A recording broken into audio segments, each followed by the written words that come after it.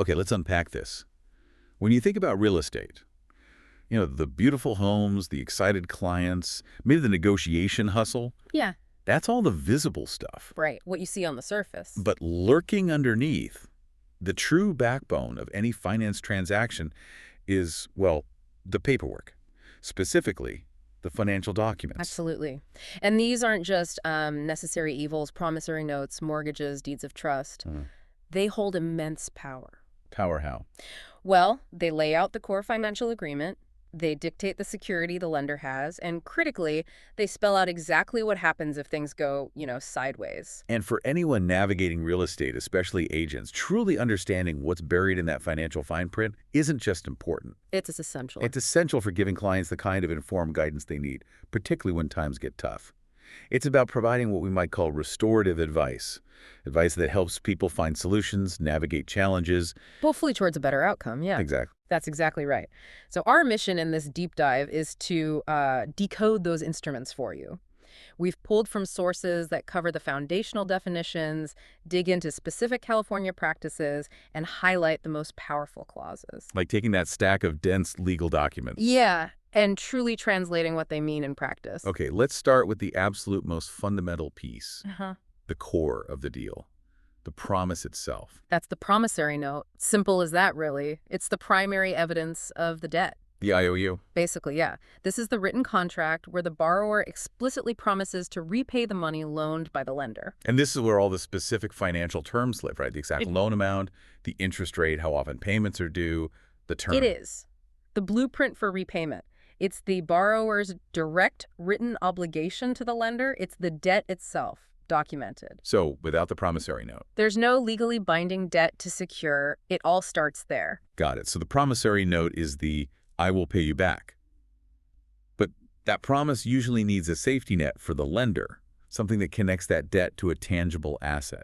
And that's where the security instruments come in. These legal documents tie the promise made in the promissory note to the actual property being financed. Okay, and we generally hear about two main types, mortgages and deeds of trust.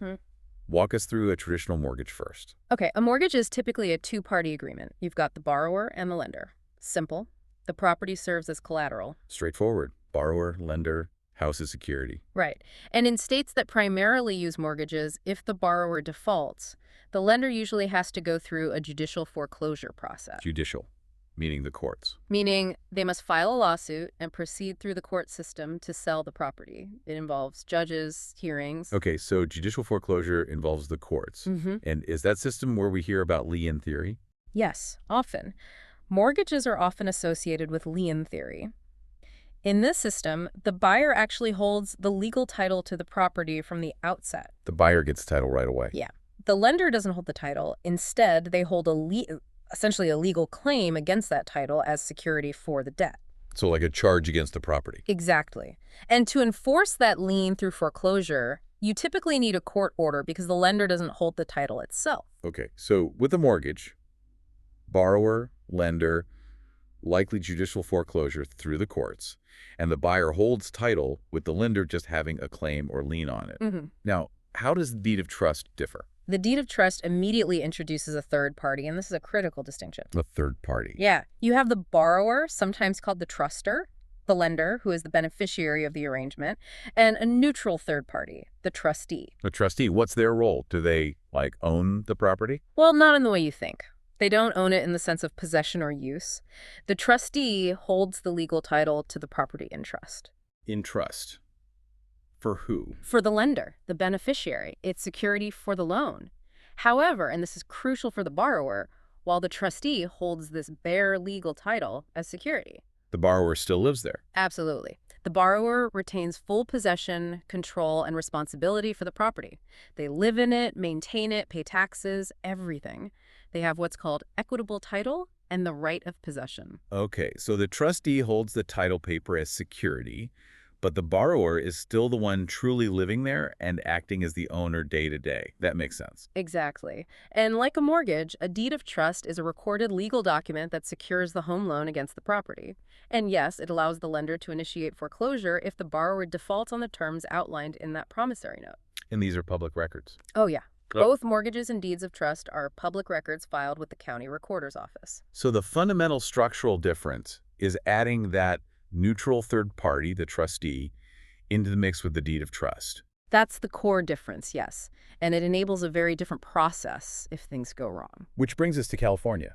This state has a strong preference, right? It does. California overwhelmingly uses the deed of trust system. You almost never see a standard mortgage for a home purchase here.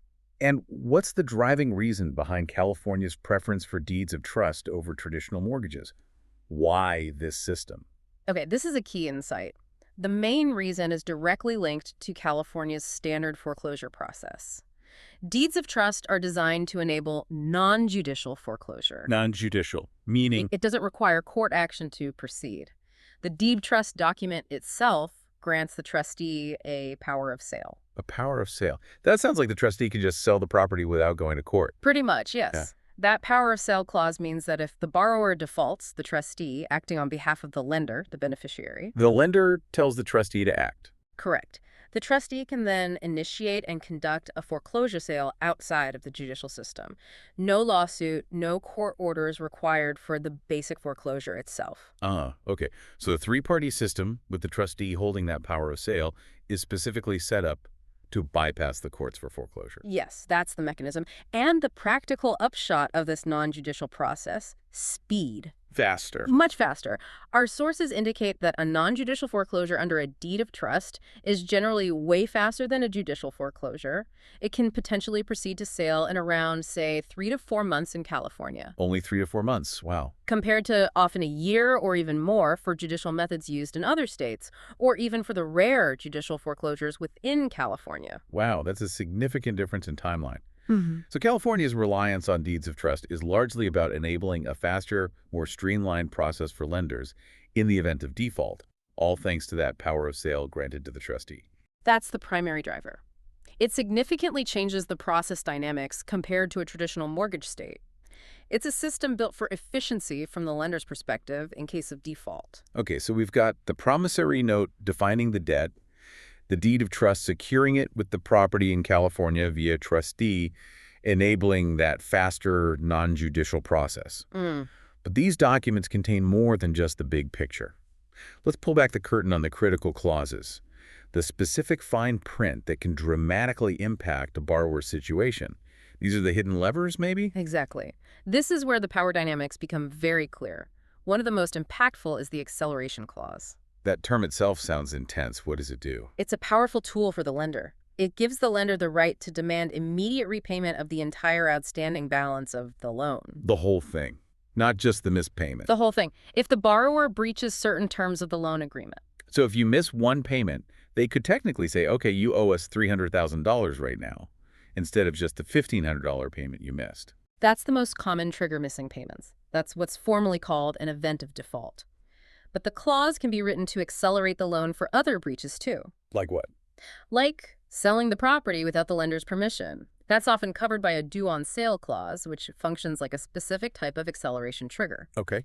And if the borrower can't suddenly pay off the full accelerated balance, which most people can't, foreclosure is the likely next step, it drastically changes the stakes overnight. That's incredibly important to understand. And you use the term event of default. How is that defined in these documents? Is it just missing a payment? An event of default is a specific condition or action, or maybe a lack of action, that is explicitly defined in the loan contract as a breach. If this condition is met, it triggers the lender's right to take action. Which commonly includes hitting that acceleration button. Exactly. Exercising the acceleration clause is a common response. So missing a payment is the classic example of an event of default. Absolutely. Delinquent payment is the most frequent one. But as you mentioned, other events can also be defined as defaults. Failing to maintain required property insurance. Okay, yeah, lenders need the property protected. Or not paying property taxes because that puts a lien ahead of theirs. Or violating other specific promises or covenants made in the loan documents. Like maybe not maintaining the property properly? Could be.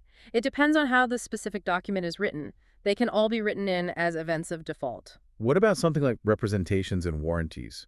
I saw that mentioned as a potential area for default. Yes, that's another clause you might find. It's where the borrower makes specific factual statements about themselves, their financial situation, or the property at the time the loan is originated. Like saying you'll live there. For example, they might state they intend to occupy the property as their primary residence or certify their income is a certain amount. If these representations or warranties turn out to be false at the time they were made, Even if it was years ago. if it was false at the time it was made, that can also be defined as an event of default, potentially triggering acceleration and foreclosure down the road. That highlights how many ways a borrower can potentially run afoul of the fine print, not just by missing the payment. It's kind of a minefield. It really is. And then there's indemnification. Indemnification, what does that entail? Sounds legalistic. It is. This is a clause where the borrower agrees to compensate the lender or hold them harmless for any losses, liabilities, damages, or costs the lender might incur due to the borrower's actions, negligence, or failure to fulfill their obligations under the loan. So if I do something wrong related to the loan and it costs the lender money, You're agreeing up front to cover those costs for them.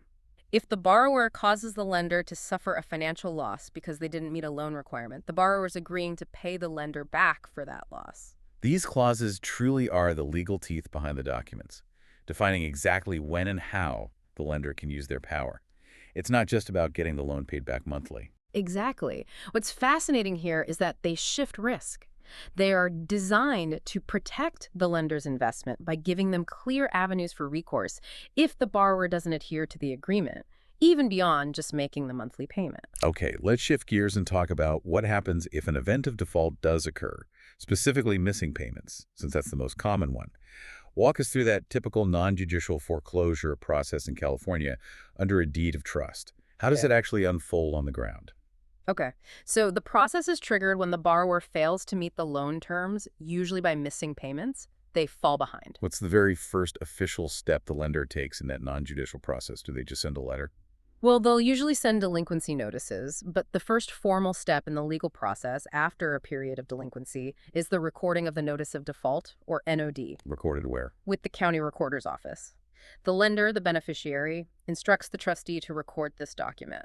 How quickly can a lender do that? Is it after just one missed payment? Like, boom, day 31. No, California law provides a window. The sources indicate the notice of default can only be recorded a minimum of 120 days after the payment was due. 120 days. Minimum. This is a critical period. This recording officially starts the clock on the formal foreclosure process. 120 days. That's about 4 months. So there's a significant waiting period before that NOD can even be filed, giving the homeowner time to potentially catch up or work something out. That seems reasonable. Absolutely. It's designed to give the homeowner a chance. And during this initial 120-day period, and particularly after the NOD is recorded, the homeowner has various options and rights to potentially stop the foreclosure, Like paying what's owed. like reinstating the loan by paying the missed bounce plus any fees. This NOD period is a crucial time for proactive action. Okay. What happens if the situation isn't resolved during or after that 120-day waiting period and the NOD is filed? If the default isn't cured, the next major step is the recording of the notice of sale, or NO. Notice of sale. So Well- this is announcing the auction? Essentially, yes. This document sets the date, time, and location for the public auction where the property will be sold.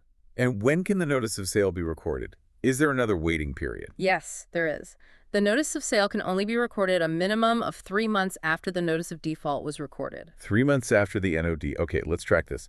If the NOD was recorded 120 days after the first missed payment, we're now looking at something like 120 days plus 3 months. Roughly 7 months after the first missed payment, at the very earliest, before that notice of sale is even recorded. That's the general minimum timeline for getting to that stage, yes. Once the notice of sale is recorded, the actual public auction, the trustee's sale, is scheduled. How much notice does the homeowner get for the actual auction date? The trustee's sale must be held a minimum of 21 days after the notice of sale is recorded. This notice is also mailed, posted on the property, and typically published in a local newspaper. Okay, so the timeline looks something like missed payment, wait 120 plus days, Delegee recorded, wait 3 plus months, Gulatinos recorded, wait 21 plus days to trustee's sale. That maps out the typical path.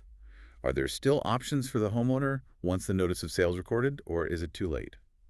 Limited prevention options might still be available, like maybe paying off the entire loan balance, but the window for simply reinstating by catching up on missed payments usually closes sometime after the NOS is recorded. The options narrow significantly. Makes sense? And the final steps after the sale date arise. Step 3 is the trustee's sale itself. It's a public auction conducted by the trustee. The property is sold to the highest bidder, which could be a third party or sometimes the lender themselves. And then the paperwork. Step 4 is the recording of the trustee's deed upon sale. This is the document that legally transfers ownership of the property from the trustee to the winning bidder. That's the final step in transferring title. And throughout this entire non-judicial process, that neutral third party, the trustee, is managing it on behalf of the lender. They're running the show. Yes, their role is to carry out the process according to the terms of the deed of trust and state law. They handle the notices, the advertising of the sale, and conducting the auction. They're supposed to be neutral, but they're acting on instructions from the beneficiary, the lender. Understanding this sequence and its timing is absolutely vital for anyone involved, agent or homeowner. What are the broader implications of all this, both for the property owner and for professionals advising them? Well, for the property owner, obviously navigating default and potential foreclosure is incredibly stressful and difficult. For agents, understanding this process inside and out is how you provide truly restorative advice. That term again, helping them find a path forward. Exactly. Helping clients explore all possible avenues to avoid or mitigate the situation. And the single most important takeaway here, it's the power of being proactive. Being proactive meaning reaching out for help early. Don't wait. Precisely. Contacting the lender or their loan servicing agent before you miss payments or as soon as you realize you might miss one is crucial. Our sources highlight that lenders often prefer to work out a solution. They prefer not to foreclose. Like why? Isn't foreclosure their ultimate right? It is, but foreclosure is often costly and time-consuming for the lender, too. Think about it. They incur legal fees, property preservation costs, they have to manage and sell the property, and they take the risk of selling it in a potentially unfavorable market for less than they're owed. Okay, so it's not always their best financial option either. Often not. Working out a loan modification, a forbearance, or a repayment plan can actually be less expensive for them in the long run. This gives the homeowner potential leverage they might not realize they have. Leverage. How so? If they engage early and communicate. There is often negotiating strength on the borrower's side if they are willing to talk to the lender and explore options seriously. Lenders want performing loans, not foreclosed properties. That's a really powerful incentive for the borrower to pick up the phone, even though it's probably the last thing they want to do. Now, what happens after the property is sold at auction? We hear the term deficiency judgment. How does that apply in California after a foreclosure? Can the lender come after you for more money? Okay, this is a critical nuance in California law, and it depends heavily on the type of foreclosure and the type of loan. Here's the crucial point. Generally, after a non-judicial foreclosure under a deed of trust, the typical process we just described. The fast one, outside of court. Right. The borrower generally has no personal liability for any deficiency. Meaning? Meaning if the house sells at auction for less than the total amount owed on the loan, the lender usually cannot sue the borrower personally to collect that difference. No personal liability for the difference if the sale price is less than the amount owed. That's a massive protection for the homeowner. It is, but this anti-deficiency protection primarily applies to purchase money loans. Purchase money. The original loan you took out to buy the home you live in, your primary mortgage for the purchase. If the foreclosure was judicial, which as we noted is rare for standard first mortgages, but can happen for other reasons or loan types. Or if it wasn't the original purchase loan. Right, or if the loan was a refinance or a second mortgage or a home equity line of credit, HELOC, then personal liability for a deficiency can exist after the foreclosure. The lender might be able to sue you for the shortfall. Okay, so purchase money loan plus non-judicial foreclosure generally save from a deficiency judgment against you personally. But refinance, second mortgage, HELOC, or a judicial foreclosure could still expose you to personal liability for that remaining debt. That's a key distinction. Wow, it absolutely is. And speaking of second mortgages or HELOCs, what happens to those junior liens when the first mortgage forecloses? Does the second lender just lose out? That's another vital detail often misunderstood. People think foreclosure wipes everything clean. Not quite. Foreclosure on a senior loan, like the first deed of trust, generally extinguishes the lien of any junior loans against the property itself. The property is sold free and clear of those junior liens. So the second mortgage holder can't foreclose anymore. Correct. However, the underlying debt owed to the junior lien holder is not extinguished. The debt still exists. Yes. The junior lien holder can no longer go after the property. It's already been sold by the senior lender, but they can still pursue the borrower personally for the amount owed on that junior loan, How? potentially through a lawsuit to get a personal judgment against the borrower. These are sometimes called sold-out juniors. Wow. So the debt doesn't just vanish for those second mortgages or ED-Ruxies. The lender just loses their security in the property and has to try and collect from the borrower personally. That's a significant risk people with multiple loans need to be aware of. It is. It underscores why understanding the position and status of all liens on a property is so important when facing financial difficulty. Are there any other potential strategies homeowners facing difficulty might explore based on what the sources covered? Things besides talking to the lender. Beyond loan modifications or working directly with the lender, the sources mention exploring options like renting out a portion of the home or getting a boarder, depending on the property and local laws. Trying to generate more income. Right. These are presented as alternative ways to generate income that could potentially help cover the mortgage payment and maybe avoid default in the first place.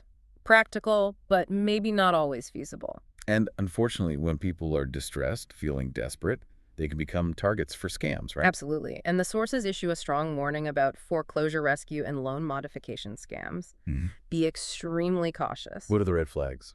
Anyone asking for large upfront fees, guaranteeing results, nobody can guarantee a modification, or pressuring you to sign over your deed or redirect your mortgage payments to them instead of your lender. Those are huge red flags. So verify credentials. Always verify credentials, deal with licensed professionals, attorneys, real estate brokers, HUD-approved counselors, and read every single document carefully before signing anything. Don't let anyone rush you. Crucial advice. And if someone needs legitimate help, not a scam, where can they turn? Are there resources? Yes.